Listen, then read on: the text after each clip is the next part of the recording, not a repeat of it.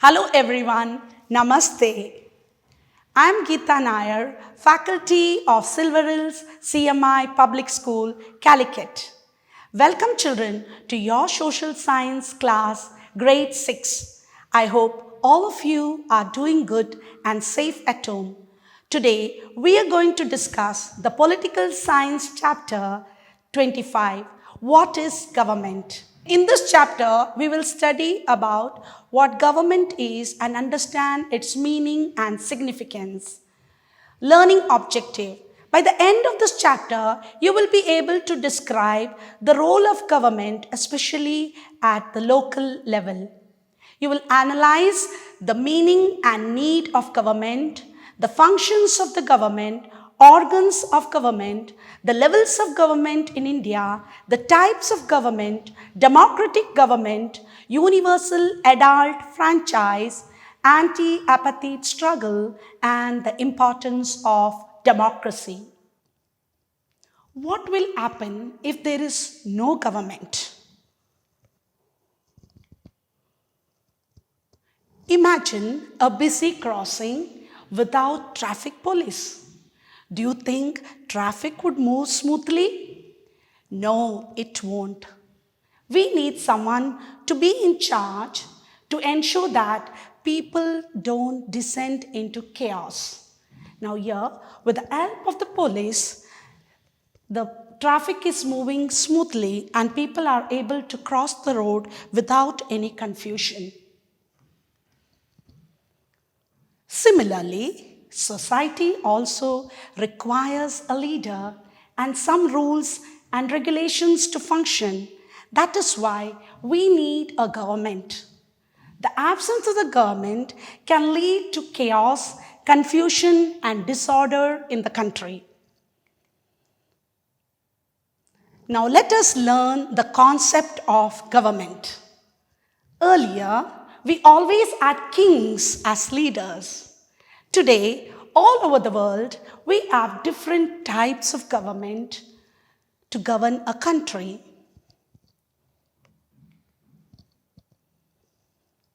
Government is either a person or a group of people who are responsible for controlling and managing the affairs of a country or state. Now, let us dive into why we need a government. To make laws for the people to follow and help them achieve their common goals. For society to function smoothly, government is vital to represent the needs of people and take care of their problems. Now, with the help of a mind map, let us understand the functions of government, the major functions of the government. What government does for us. It maintains law and order. It protects the boundaries of the country. It manages the resources of the people. It works for the welfare of the people. It extends cooperation with other countries. It undertakes relief measures when calamity strikes, etc. It builds roads, bridges, transport people. It brings about development in the country.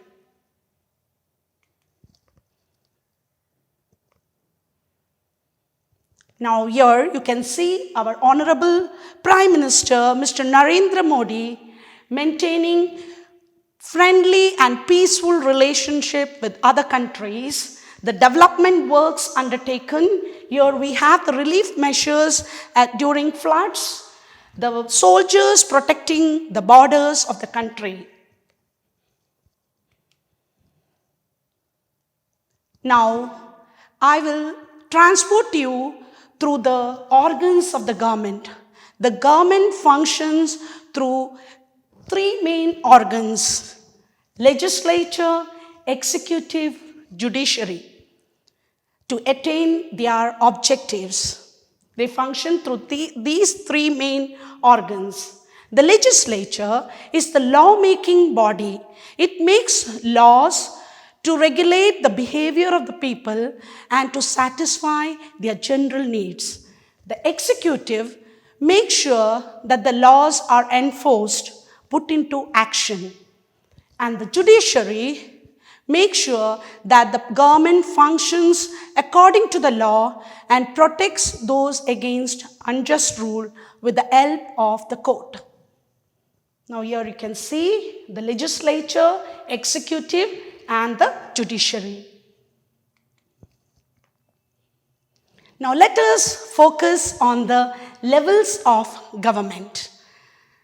Now every country has different forms and structure of the government depending on its size, structure and population. India is a vast country with 29 states and 7 union territories. In India, we have 3 levels of government: the central government, the state government and the local self-government. I repeat, we have 3 levels of government in our country. That is the central government, it is also known as union government, the state government and the local self-government. Now let us move on to the central government.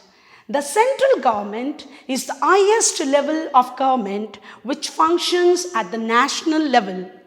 It takes decision for the whole country. Now here you can see Narendra Modi. In the last election, the BJP government was formed and its leader, Honorable Prime Minister Narendra Modi and his team is at the national level.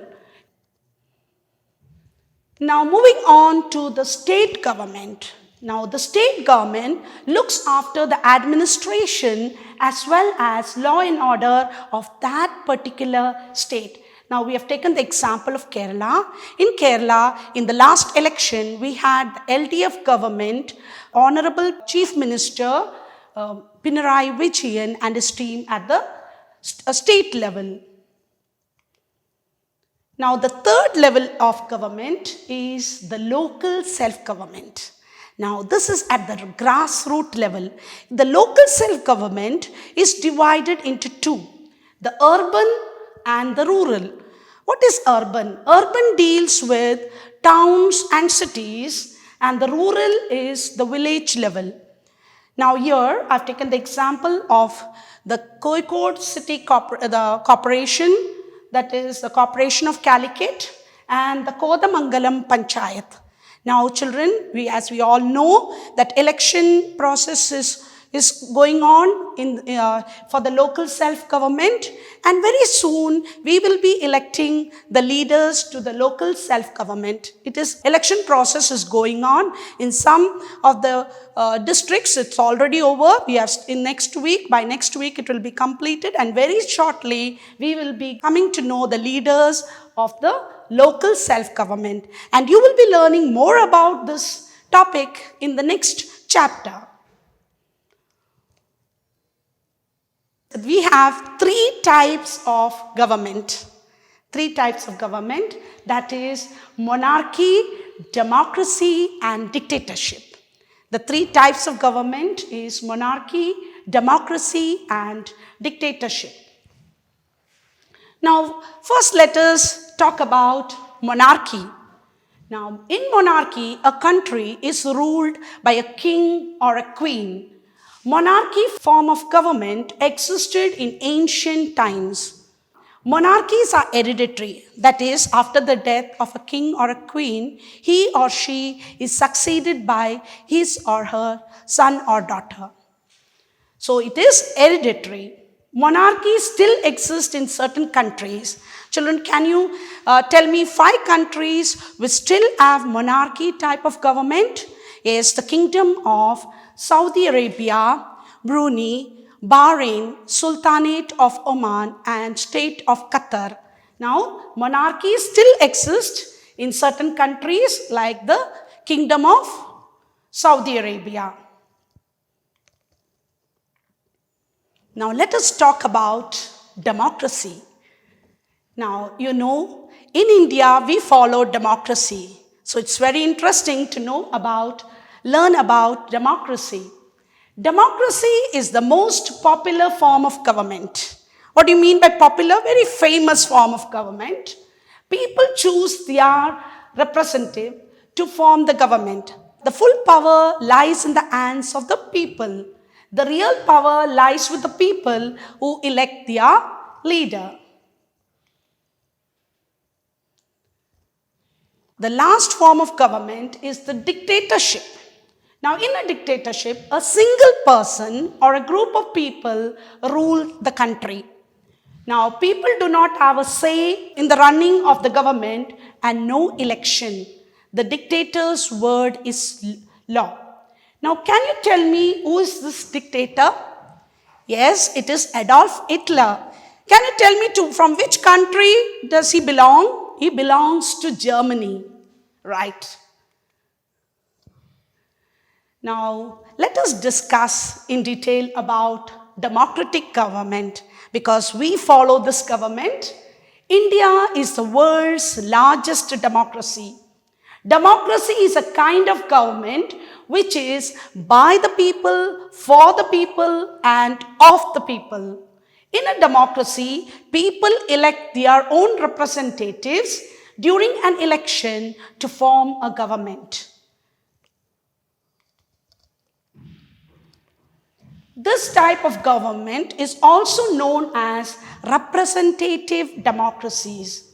Now, universal adult franchise is mandatory. That is, all adults above the age of 18 years has the right to vote. Elections in India is held every 5 years. And if the people are not satisfied with the running of the government, they can put them out in the next election or even before the term is over. Now here we have the election process. Now we use the electronic machine for voting. Earlier we had the ballot box, ballot papers, and this is the electoral ink that is used on the left finger where in order to avoid fraud voting, that is double voting.